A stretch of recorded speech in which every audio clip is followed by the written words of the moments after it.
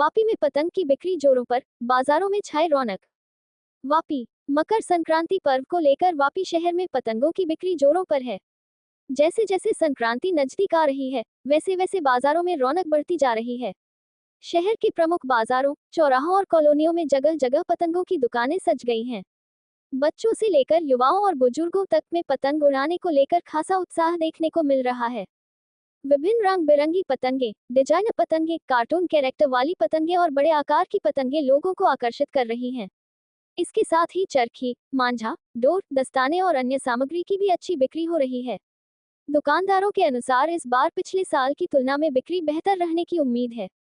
खासतौर पर बच्चों के लिए छोटी और हल्की पतंगों की मांग अधिक है। वहीं युवाओं में मजबूत और टिकाऊ पतंगों के साथ अच्छी क्वालिटी की डोर की मांग देखी जा रही है।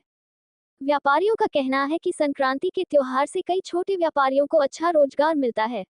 अस्थायी दुकानों से लेकर स्थायी दुकानदारों तक सभी को इस सीजन का इंतजार रहता है।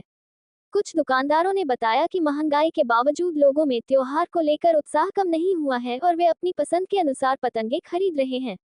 वहीं प्रशासन और सामाजिक संगठनों द्वारा सुरक्षित पतंगबाजी को लेकर अपील भी की जा रही है।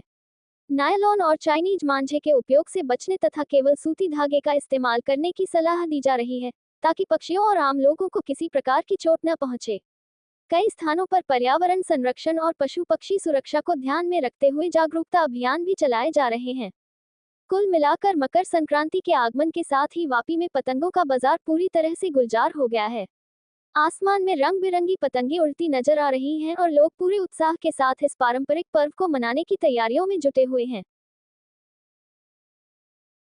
25 વર્ષથી આ પતંગનો ધંધો કરું છું અને લોકોની ડિમાન્ડ હતી વર્ષો પહેલાં કે ભાઈ કન્ના બાંધેલી પતંગ અમને આપો, તો વાપીમાં સૌથી પહેલાં શરૂઆત મેં જ કરી કે કન્ના બાંધેલી પતંગ આપવાની. અને કન્ના બાંધીને પતંગ વેચવા કારણ હેતુ એ જ હતો કે આજે લોકો પાસે ટાઈમ નથી. બીજું એ લોકો પૈસા બી ખર્ચે કે નહીં, ક્વોલિટી બી મળી. જ્યારે કન્ના બાંધીને પતંગ મૂકીએ ને ત્યારે બધી પતંગ ફાટેલી તમે સાઈડ પર મૂકી દઈએ છીએ. અને અહીંયા જે બી માલ અમે આપીએ છીએ ઓરિજિનલ માલ આપીએ છીએ.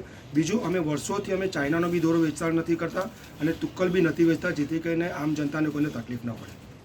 અને અમે પુણેથી વડોદરા જઈ રહ્યા છીએ સ્પેશિયલ મકર સંક્રાંતિ સેલિબ્રેટ કરવા માટે, પણ ટાઈમ બહુ ઓછો છે અને પતંગ ચગાવવાનો શોખ બહુ જ છે. તો અમને થયું કે કિન્નાર બાંધેલી પતંગ ક્યાં મળશે, તો અમને ખબર પડી કે વાપીમાં મળે છે કિન્નાર બાંધેલી પતંગ. તો અમે સ્પેશિયલ અહીંયા ઊભા રહ્યા છે પતંગ લેવા માટે, અને અહીંયા પતંગનું બહુ જ સારું કલેક્શન છે.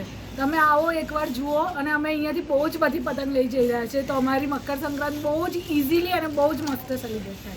તો થેન્ક યુ સો મચ કિન્નાર બાંધેલી પતંગ આપવા માટે અમને, કારણ કે સૌથી મોટો કંટાળો કિન્નાર બાંધવાનો જ આવે છે. અમે 2005થી આ સિઝન કરીએ છીએ અને દર વર્ષે અમને સારો રિસ્પોન્સ પણ મળે છે.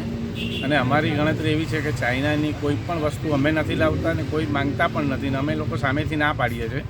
લોકલ ફોર વોકલ, કે બધાની પોતપોતાની રોજીરોટી મળી રહે. અમે લોકલમાંથી જ લઈને લોકલમાં વેચીએ છીએ. જેવી રીતે ખંભાતના પતંગ આવે છે, નડિયાદના પતંગ આવે છે, એ ગુજરાતમાંથી જ લઈને ગુજરાતમાં વેચીએ છીએ.